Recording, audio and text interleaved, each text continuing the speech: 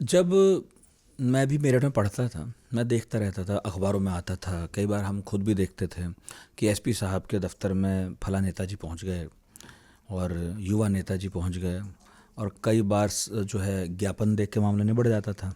कई बार ज्ञापन देने के दौरान झूमा झटकी हो जाती थी और ऐसा रोज़ ही होता था कि वो इसे धमकी देता था और एसपी साहब कहते थे कि जा जो करना कर ले, देख लूँगा। आपके जीवन में कितनी बार हुआ ऐसा? हाँ, होता रहा, बहुत हुआ। इसमें एक बाराबंकी नारकोस में मैंने एक उनका लिखा है, एक युवा विधायक के बारे में। हाँ, पुत्तू अवस्थी उनको कहते हैं। अब रहे नहीं बेचारे वो।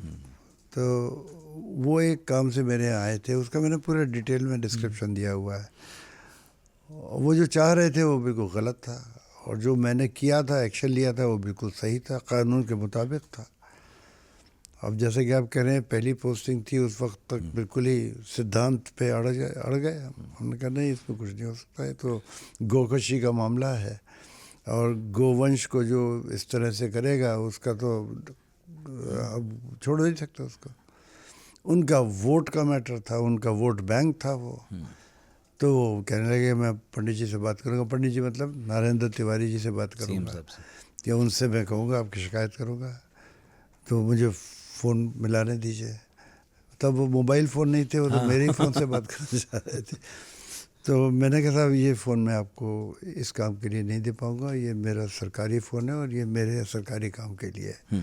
तो स्टैंड ले लिया कि नहीं, आप नहीं कर सकते फ़ोन। तो वो फिर बहुत गुस्सा हुए, और उनके जो साथ में उनके सपोर्टर्स आए हुए थे वो एजिटेट होने शुरू हो गए। फिर थोड़ी देर बाद जब उनको लगा कि बड़ी तौहीन हो रही है, तो उन्होंने उनमें से कुछ को बाहर भेज दिया कि मैं अकेले में बात करता हूँ। तब कहने लगा कि लाल साहब आप समझिए, हमारे लिए बड़ी नाजुक स्थिति है।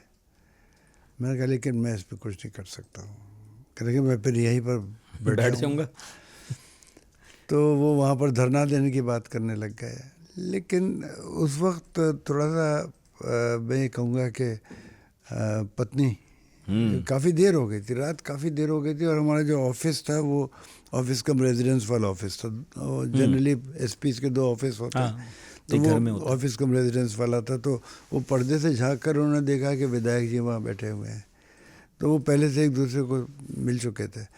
तो उन्होंने कहा अरे भाई साहब आप बैठे हुए हैं, मैं चाय कॉफ़ी कुछ भिजवाऊँ आपके लिए? कह लेंगे नहीं, मुझे चाय कॉफ़ी कुछ नहीं पीनी है, ये सुन नहीं रहे मेरी बात।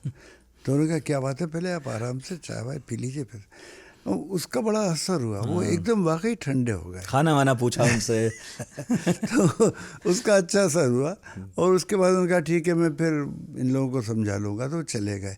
तो ऐसा होता है कभी कभी, लोग अपना पकड़ लेते हैं। और आपने लिखा बाद में कि बाद में आपके अच्छे दोस्त हो गए। नहीं, बहुत अच्छे, इन्होंने फिर बहुत मदद की मेरी। हाँ, आगे भी कैरियर में भी मदद की।